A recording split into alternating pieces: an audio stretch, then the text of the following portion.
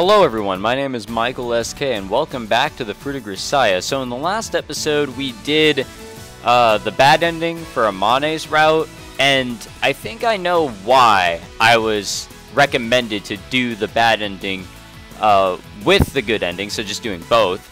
But I'm gonna save talking about that until later. I think talking about all this will be best at the after we're done with the good ending. Once we're finally done with the route for realsies. So we'll be doing the good ending, I presume, unless there is a secret third ending. Then fuck me, dude. I guess I should. This is the same save as the one I have up there, so I'm just gonna delete it. We don't need two of the same things. So we'll jump back in here, emissary from the past. And I guess we'll do the good ending this time. A lot of people watched the previous episode, which was the bad ending, obviously. But I think it's kind of because of how I titled the video. I think my titling was actually good for once, so I don't know. I don't know why I'm bringing that up. Anyways, yeah, thanks for watching the last episode, guys. That actually went pretty well. All right. Let us do Run Away with Amane. Instead of going away separately, apparently working together is the best thing to do here. So let's do it. That's right.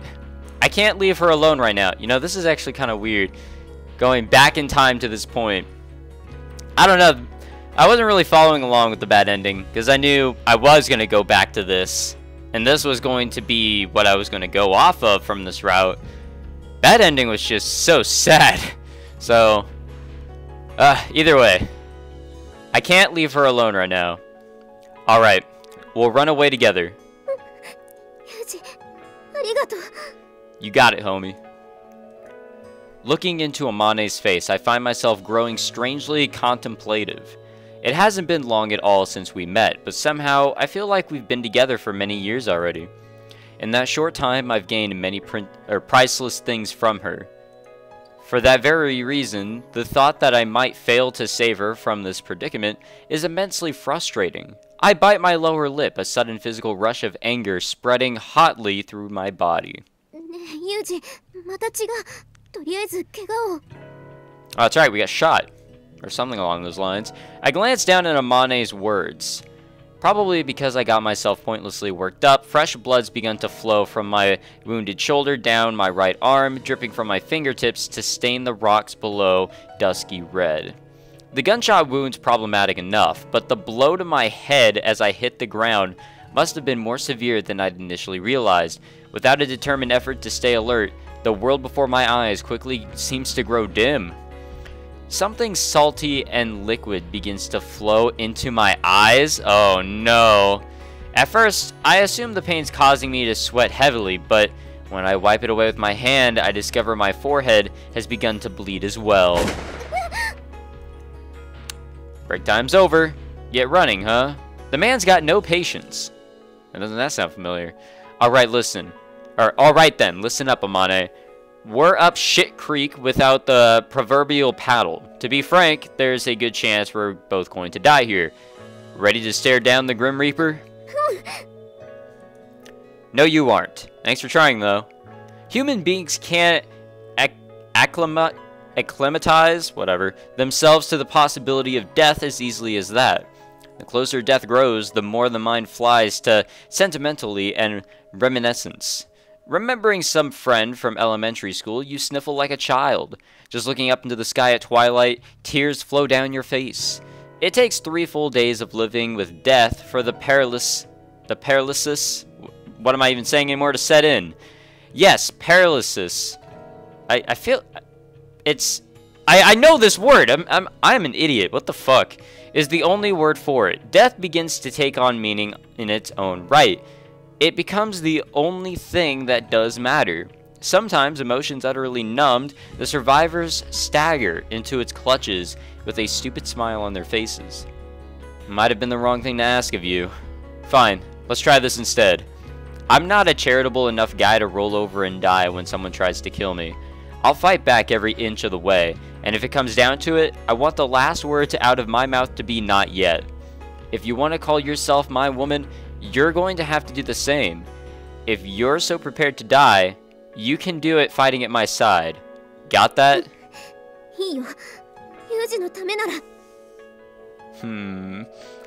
Thanks. I know I'm a stubborn pain in the ass, but that's what you signed up for. Aw. Stow it. Don't make me blush, I'll bleed out faster. Is that true?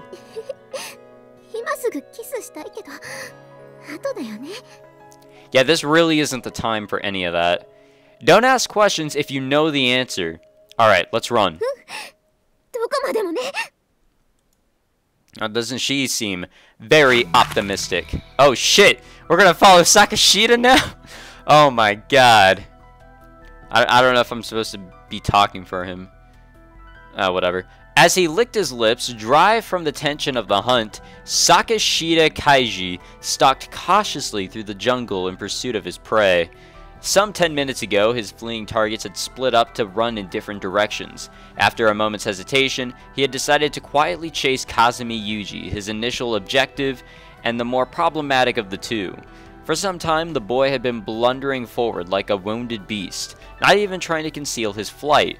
A crude sneer spread uncontrollably across Sakashita's face as he followed.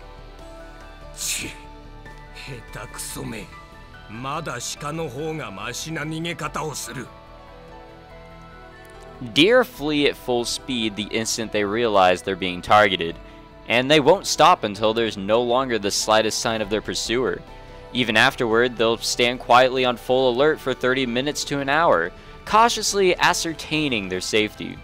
If their hunter gets tired of waiting and makes the slightest move, the deer will instantly take flight once more. Back to square one you go. The only thing to do is wait. Erase yourself, melt into the forest, clear all emotion from your mind. In time, the deer will decide the crisis has passed and begin to move normally again. That precise instant is your best window of opportunity. Living things are never more vulnerable than in moments of relief. Of course, human beings are no exception, and the moment your desperate flight finally brings you to safety is by far the most dangerous.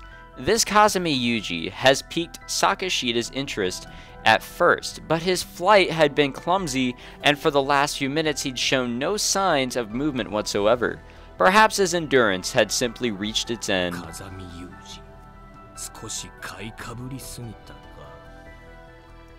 That morning, just after he called out to Kazami Yuuji for the first time, Sakashita had momentarily felt his breath catch in his throat. Something about the man had set Sakashita's hair on end. It was a familiar feeling, the kind of tension he'd known when confronted by a large carnivore. Kazami Yuuji's eyes were bottomlessly, disturbingly dark. In the set of his youthful, even boyish face, Sakashita thought he'd seen the hint of a powerful, unyielding will. And when those eyes flashed over him, they were very much the eyes of a beast appraising potential prey. Sakashita had seen such eyes before. His instructor at an overseas hunting school had looked at him the same way. That instructor had spent many years in the Marine Corps, participating in innumerable combat missions, a true soldier who'd fought many enemies and outlived them all. Until the vision of her right eye failed, it was said that instructor had been the greatest sniper even among the Marine elite, alright? Those black, glittering eyes had possessed true power, not the hollow threat of some city thug's leering glare. The raw menace of a beast's indifferent scrutiny. His knees had trembled at every glance. Kazami Yuuji's eyes gleamed with the same light as the genuine article Sakashita had once known. When the shock passed, that fact had brought him something like joy. He'd finally found the thing he had been searching for. His goal was revenge for his daughter. He had been searching for something to stand in his way. An effortless revenge would be meaningless. It would be no worthy tribute, no suitable final achievement, unless he was made to labor for it.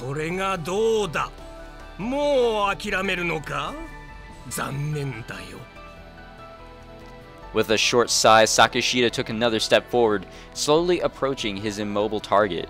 Of course, this movement was executed with perfect stealth. He couldn't afford to be careless yet. there was still a chance this was some form of trap. Squinting in the dim light that filtered through the canopy above, Sakashita cautiously observed the ground ahead. Scattered drops of Kazami Yuuji's blood formed a trail forward into the brush. No obvious traps. But there was no telling what a wounded beast might be capable of. Surely a man with eyes like that wouldn't give up so easily.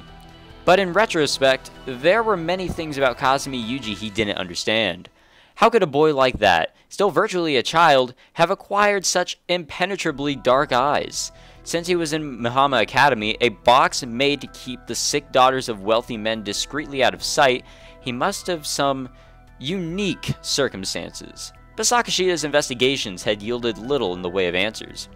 The moment his informant had told him Suo Amane was in a relationship with a man, he had gathered all the information he could, none of it particularly revealing. Kazami Yuuji, precise personal history unknown. After an extended period studying overseas, he had transferred to Mihama Academy only months before as a specially invited international scholarship student. He might not even be Japanese, but he is. In fact, Sakashita's face-to-face meeting with the man had left him with just such an impression. Kazami Yuuji had spoken without the habitual slang and warped tone you'd expect from a young person these days. His words had been oddly stiff and formal, almost like a foreigner who'd learned Japanese from a textbook. And somehow, the way the boy held himself simply didn't feel typically Japanese. Even his build was unusual. He clearly trained his body intensely, but in a way utterly removed from the bodybuilder's quest for inflated masses of decorative muscle. Kazami Yuuji was lean, sinewy, whatever, as if forged for a specific purpose. As Sakashita's thoughts rolled uneasily through his litany of incompatibility, something like an answer suddenly popped into his head. An agent from the north? He'd heard something before about a school there that existed to produce killers. After enduring severe training from a very young age, it was said those students who satisfied their standards would be sent off to foreign countries. He had no idea whether there was any truth to the story, but applied to Kazami Yuuji, it felt shockingly consistent. Even that strangely firm and erect bearing, so completely out of place in a modern youth, would be entirely understandable as a military deportment. Come to think of it, Sakashita's father had been no different. Men who've spent time in the military are permanently left with a different set to their face. Even their way of thinking is transformed. No matter what the situation, they're always simultaneously considering the best and worst case scenario. A soldier, or perhaps a civilian in military employ. A contractor? When his thoughts progressed this far, Sakashita drew to a halt. This is a trap. All of a sudden, Sakashita felt very nearly convinced of that. He stared cautiously through the trees at Kazami Yuuji's white uniform, some 30 meters ahead.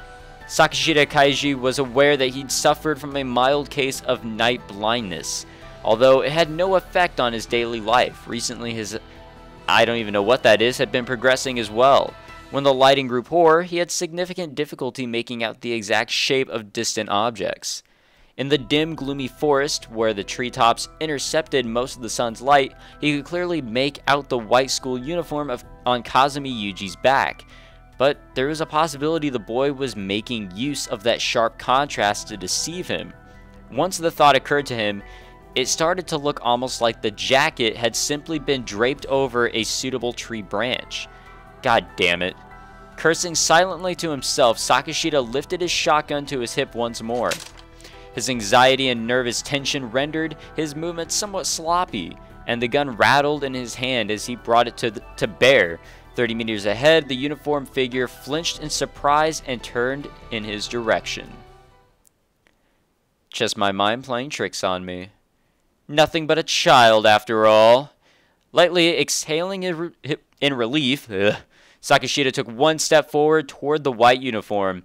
In that instant, you just let down your guard, didn't you? Fuck that one up. His face contorted with agitation and fright, Sakashita spun around toward the voice, swinging his gun up to his chest, but there was no one behind him. Wrong way. And once again, the voice was behind him. Sakashita wheeled around a second time, only to find himself facing a large, flat boulder. Realizing the boy had thrown his voice off the wall of stone, he ground his teeth in frustration.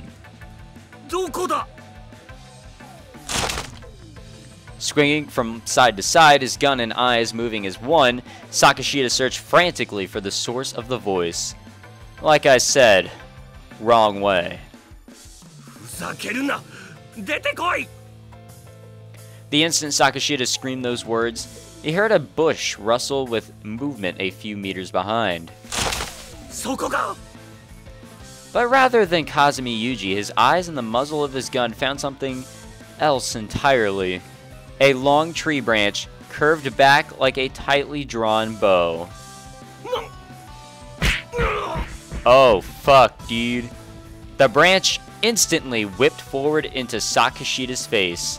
A split second after he squeezed his eyelids shut, the rough wooden bow struck him across both eyes. White stars exploding across his field of vision, Sakashita staggered backward, utterly blind. Oh shit. By the time the thought ran through his mind, it was already too late. His arm was jerked behind him. An unseen hand twisted the lever of his gun sharply upward, and the break action barrel swung open. I told you that was the wrong way, you know. The voice was behind Sakashita again, but this time he felt warm breath on his ear. This can't be happening. His ears ringing, frantic and terrified, Sakashita tried to turn toward his enemy. I don't know why I'm fucking up, but just as his head began to rotate, a hand reached out from behind and firmly seized him by the face. 4 fingers sunk down into his eyeball as if to gouge it out of the socket, disabling any attempt at escape. Fucking lovely, dude. As the long middle finger of Kazami Yuuji's hand dug savagely into his right eye, Sakashita Kaiji shrieked in agony and horror. What kind of a monster is he? The instant the thought ran through Sakashita's mind, a heavy kick to the back of his knee sent him sprawling forward. His head, yanked back against the momentum of his body, came to rest defensively against Kazami Yuuji's chest, chin up and throat utterly exposed. He's going to kill me. Sakashita's hand, still holding his gun, was pinned against his back. His shoulder and elbow screamed with pain, bones audibly creaking.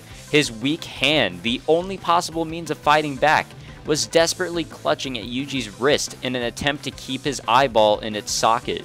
He was completely powerless. If the man behind him stabbed his throat with a sharp branch, let alone a knife, he would simply die.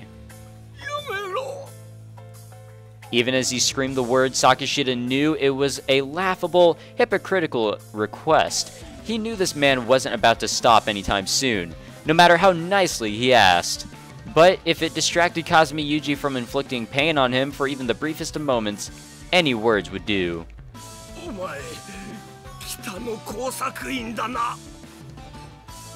Sorry, not quite.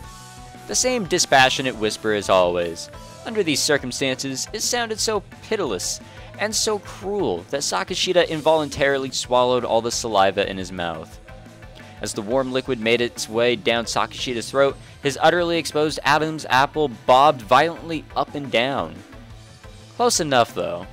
Everyone always gets so very close. What? You think I'd hesitate?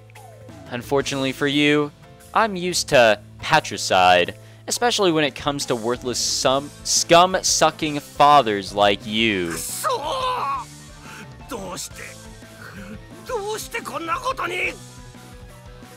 Very simple, Mr. Sakashita.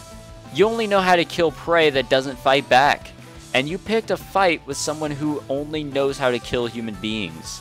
Here's a tip. If you want to kill a human being, you need to go in prepared for the possibility you'll be killed instead.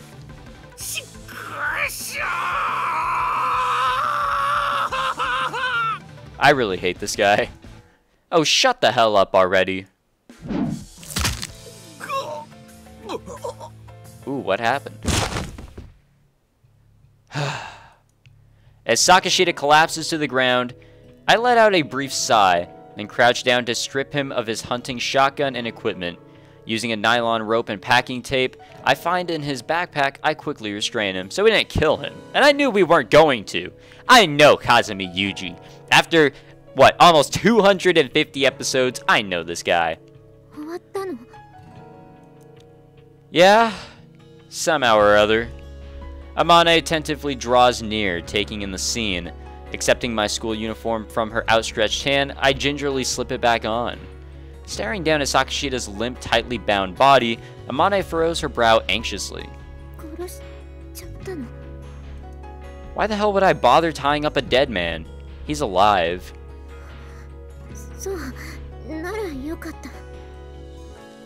Is it? You do remember who we're talking about here, right?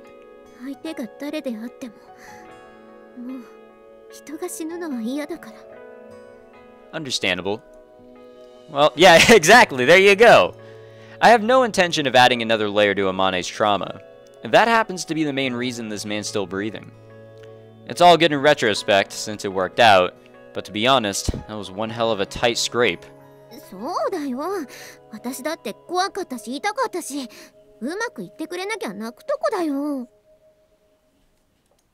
Pouting, Amano holds a hand to the back of her head.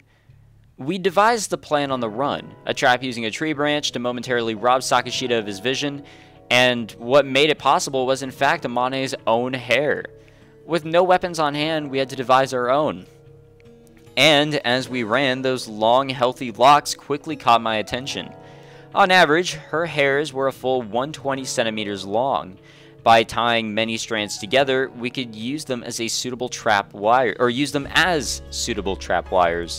At first, Amano clapped her hands happily, saying something about finally finding a practical application of digital communication, but after having nearly 30 strands of hair yanked out of her scalp, she was half crying from the intense pain. Don't be mad, alright? I'm grateful. You were pretty damn near perfect back there. Squatting down in the darkness in my uniform to lure Sakashita into the open, she'd manipulated the strand of wire in her hand to provide the crucial distraction with impeccable timing. There might have been 30 meters between them, but she was still at gunpoint. Her composure was nothing short of remarkable under the circumstances. Well done, Amano. This strategy couldn't have succeeded without you. You're getting an official commendation. Ooh! Amano smiles as I drop my hand on her head and gently scratch her scalp, her cheeks flushing pink. Kinda feels like petting a smart, overgrown puppy that came running back with a tennis ball in its mouth. Oh, I hope so. My only response to Amane's question is a furrowed brow. I've seen this expression before. It's the third kind of face a woman can show you. Not the face of a woman you can kiss, not the face of a woman you can't kiss. The so-called special case expression. Staring blankly at that expectant, almost demanding face, I suddenly feel very, very tired. Not yet. An expedition isn't over until you reach your front door. Save it for when we get back.